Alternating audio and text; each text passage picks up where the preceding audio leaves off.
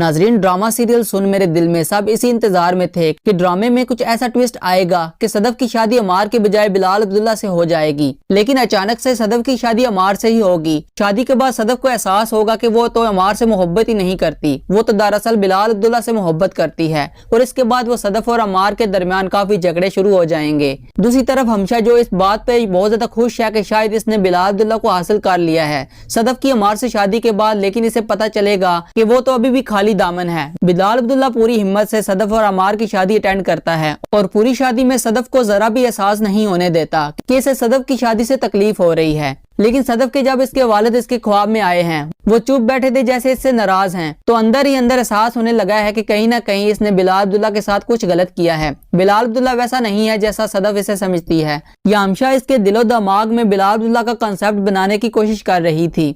दूसरी तरफ हमशा को सदफ की शादी के बाद भी सुकून नहीं मिलता। अब तो वो इसकी कोशिश शुरू हो जाएगी कि बिलाल अब्दुल्ला के दिलो दिमाग से सदफ का नाम तक मिटा दे। पहले तो वो बिलाल अब्दुल्ला को उकसाएगी कि इसे पीना फिर से शुरू कर देना चाहिए, लेकिन बिलाल अब्दुल्ला फैसला कर चुका है कि वो अब कभी भी शराब को हाथ भी नहीं लगाएगा। तो वो हमशा की बात नहीं मानता। तो हमशा अब अमार के पीछे पड़ जाती है कि तुम्हें अब अच्छी तरह से पता है कि सदफ बिलाल अब्दुल्ला के एहसानात के नीचे दबी हुई है। मैं तो तुम्हें यही मशवरा दूंगी कि आप अच्छा खासा कमाने लगे हो तो सदफ को घर बिठाओ, आप ऑफिस जाने की कोई जरूरत नहीं है। मुझे बिलाल अब्दुल्ला की तरफ से अभी भी डर है कि वो सदफ को हासिल करने के लिए कोई भी नई चाल चल सकता है। और लगता है कि अमार की अकल ना तो पहले काम करती थी और ना अब करेगी।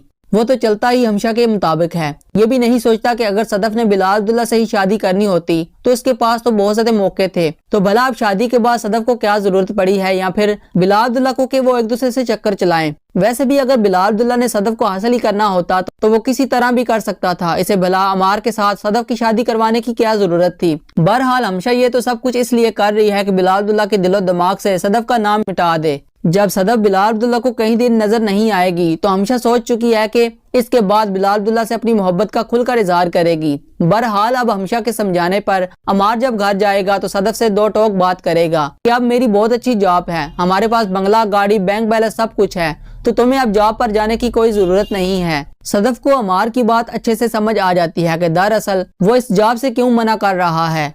तो अमार से दो टोक बात करती है कि ये बंगला, गाड़ी और तुम्हारी सैलरी हम दोनों के लिए है, लेकिन मेरी माँ और मेरे भाई को भी तो मेरी सपोर्ट की जरूरत है ना, इनके लिए मुझे जॉब करनी होगी। अगर तुम्हें बिलाल अब्दुल्ला से कोई मसला है तो तुम इतना घुमा फिरा के किस लिए बात कर रहे हो। और मैं तो कभी सोच भी नहीं सकती थी कि तुम्हें मेरे किरदार पर शक करोगे। अगर मेरे तुम्हारी ज़हनियत का, तुम्हारी नीयत का पहले ही पता होता तो शायद मैं तुम्हें कभी भी तुमसे शादी ना करती। और वो अमार को दो टोक अपना फैसला सुना देगी कि वो ये जॉब कभी भी नहीं छोड़ेगी।